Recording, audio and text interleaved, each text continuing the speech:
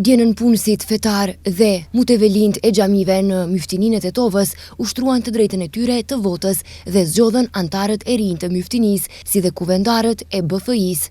Procesi u zhvillua pa probleme, në përputhje të plot me rregulloren e BFI-s, në prani të përfaqësuesve të KQZ-s, Fezullah Sadiki dhe Saedin Bilali, si dhe Komisionit Rajonal Zgjedhor, Semir Fazlii, Muhamet Berzati dhe Taxhudin Hamidi.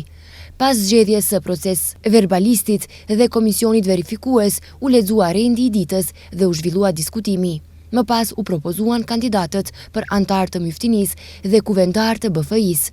Pas verifikimit të listave, zgjedhjet u krye në mënyrë transparente, me votim të lirë dhe të fshehtë. Procesi u zhvillu në mënyrë shumë të lirë, shumë të qetë, me mirëkuptim të plot, dhe kuvendi i xhamateve zgjodhi 7 antarë të Muftinisë Tetovës, që do t'jenë për 4 vjet antarë të Muftinisë tonë, dhe gjithashtu zgjodhi edhe 4 kuvendar për kuvendin e Bashkisë Fetare Islame të Maqedonisë Veriut.